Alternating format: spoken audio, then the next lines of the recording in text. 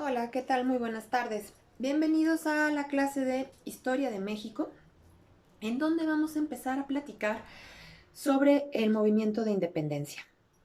En clases pasadas ya platicábamos de la situación que se vivía en España eh, previo al movimiento de independencia, es decir, esa situación difícil y situación económica muy difícil, que tenían una situación política también terrible.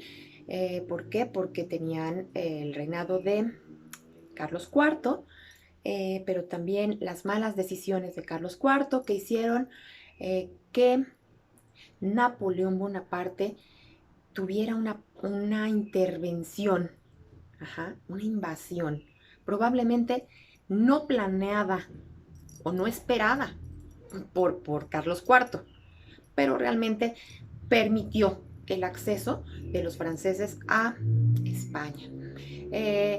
Cómo apresan a su hijo Fernando VII, cómo impone Napoleón Bonaparte a su hermano José Bonaparte como rey de España. Entonces, todo este desequilibrio que ya había en España, bueno, tiene su repercusión y sus ciertas ventajas en América, precisamente en Nueva España. Entonces vamos a platicar del movimiento de independencia.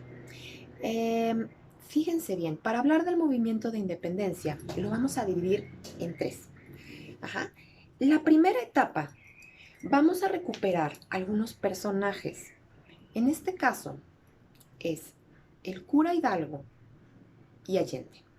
Evidentemente hubieron más, pero vamos a enfocarnos en ellos. ¿Qué fue lo que ellos hicieron para el movimiento de independencia? Entonces vamos a partir de quiénes eran estos personajes. ¿Quién era el cura Hidalgo? Bueno, el cura Hidalgo era un criollo. Él era un criollo, que era un criollo, recordemos, eran los hijos de españoles, pero nacidos en las colonias. Ajá. En este caso en Nueva España. Miguel Hidalgo fue un hombre de cierta posición económica desahogada, tuvo una buena educación, él se educó en colegios jesuitas, ajá, y desde muy chiquito demostró ser una persona muy inteligente, muy astuta y muy preocupada por las cuestiones sociales. Pero sobre todo, él trataba de que no hubiera desigualdad. Le había tocado ver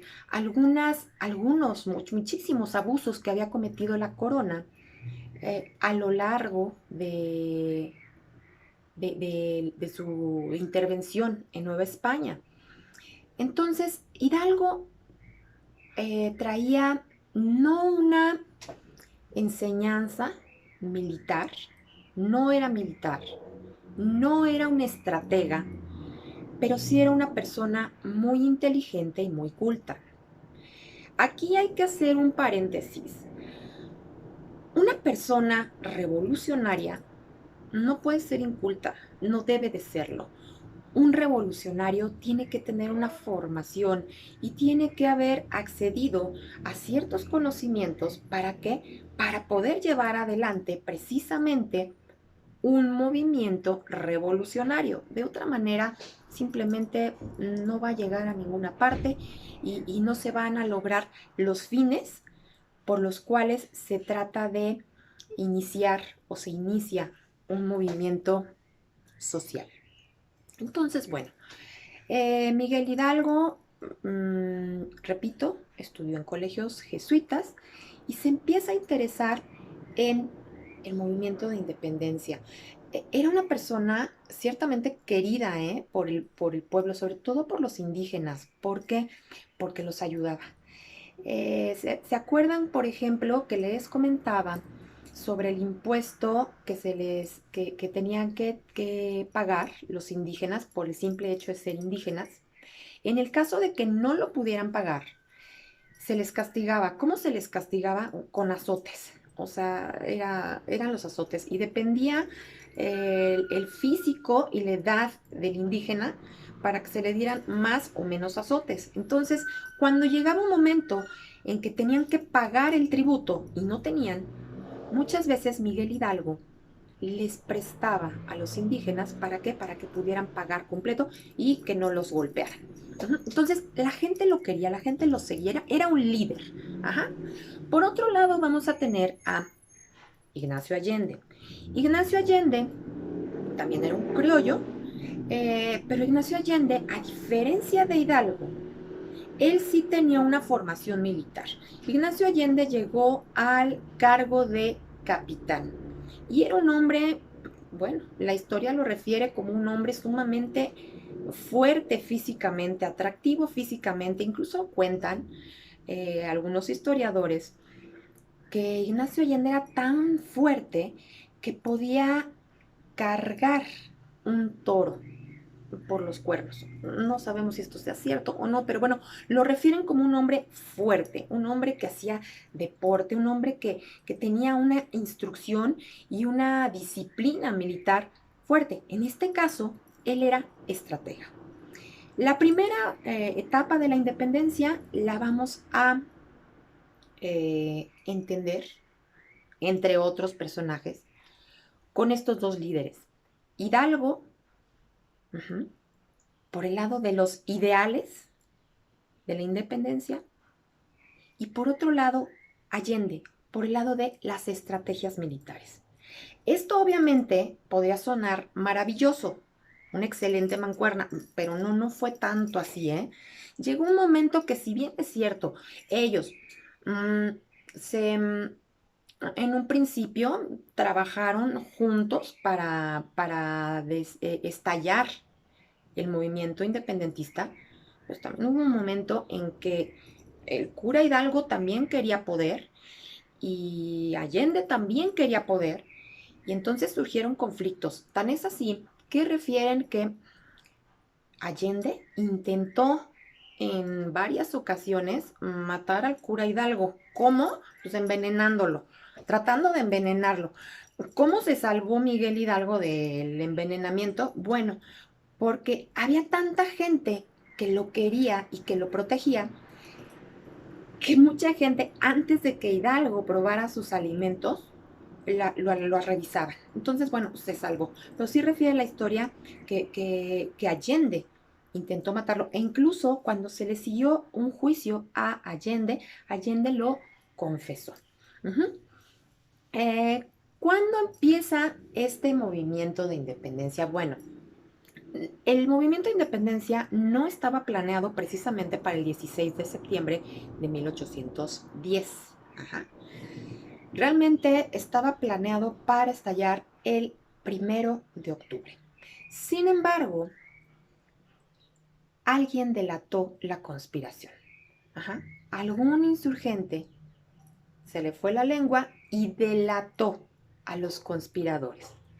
Es por esto que en la noche del 15 de septiembre de 1810 llegaron a Querétaro a la casa de los corregidores y en ese momento apresan a algunos, encierran a la corregidora y la corregidora da el aviso a través de unos taconazos. Algunos historiadores refieren que dio unos taconazos en la habitación en donde la habían encerrado para que uno de sus asistentes fuera a, a Guanajuato a avisarle a Allende y a Hidalgo que ya los habían descubierto.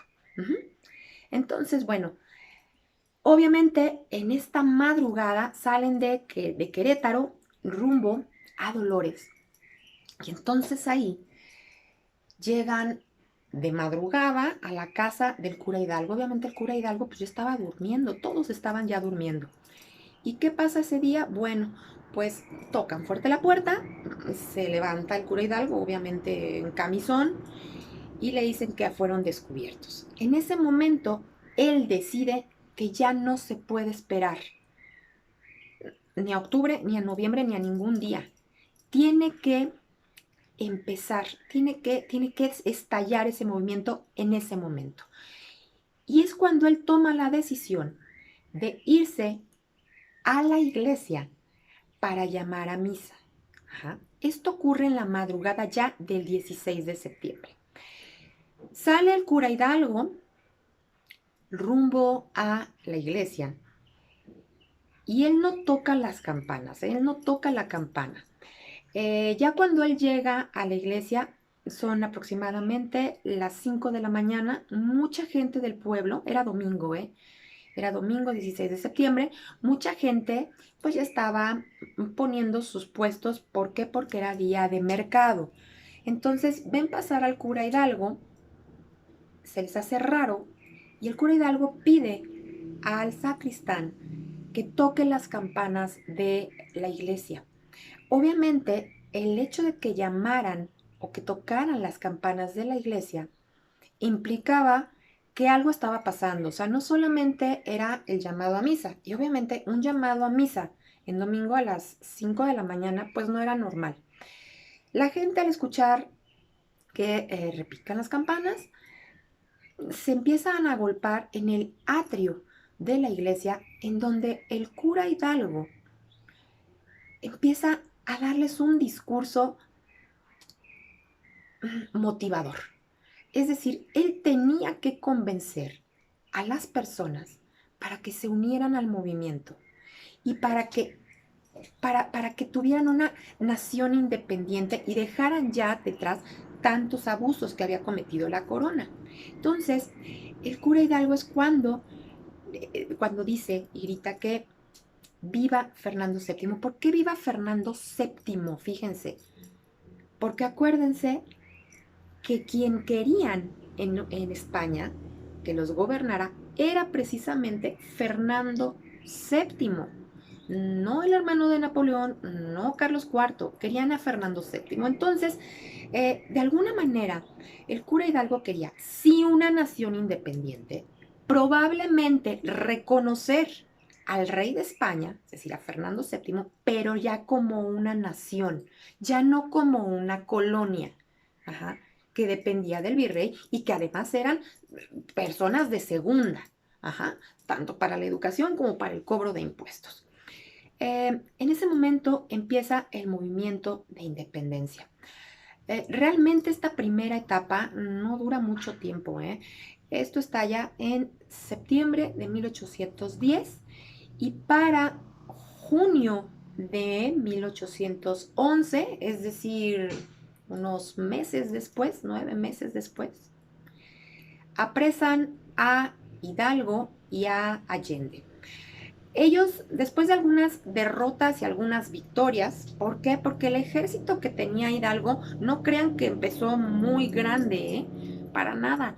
O sea, Hidalgo, el ejército que formó Hidalgo para iniciar el movimiento de independencia, llegaba apenas en un principio a 8 de sus sirvientes y aproximadamente 70 presos que había liberado de algunas cárceles. Estos presos eran indígenas, indígenas que estaban purgando en la cárcel condenas arbitrarias y completamente injustas. Entonces, Hidalgo llegaba a las cárceles y los liberaba, ¿Por qué? Porque los habían encarcelado simplemente por ser indígenas. Eso no era justo. Entonces, con ese ejército, él empieza. Eh, Después de algunas victorias, algunas derrotas, muchas diferencias con Ignacio Allende. Ignacio Allende y Miguel Hidalgo empiezan a ser perseguidos por la corona española, acusados obviamente de conspiración y de revuelta, ¿no? Pues no les conviene que tener a esos revoltosos que además quieren declararse independientes. Pues, ¿cómo creen? Van a perder híjole, pues una de sus principales colonias, si no es que la más importante, ajá, para España. Entonces, pues no les conviene. Los empiezan a perseguir y ellos quieren llegar a Estados Unidos. ¿Para qué? Para que en Estados Unidos buscar ayuda, buscar apoyo.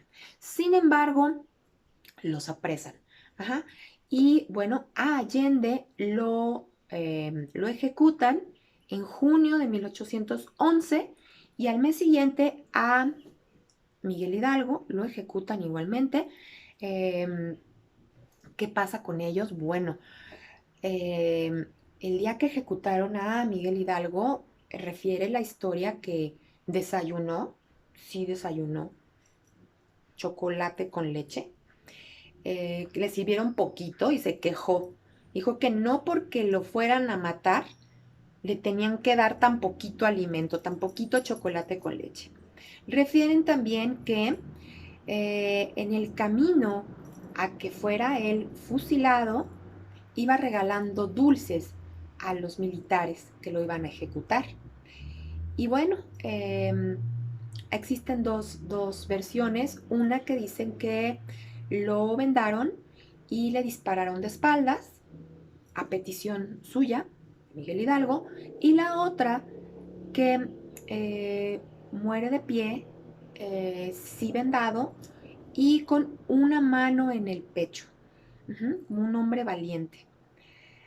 Evidentemente, a la muerte de Ignacio Allende y de Miguel Hidalgo, bueno, quedan otros insurgentes, de los cuales en la siguiente clase vamos a recuperar a uno sumamente importante, que es José María Morelos y Pavón.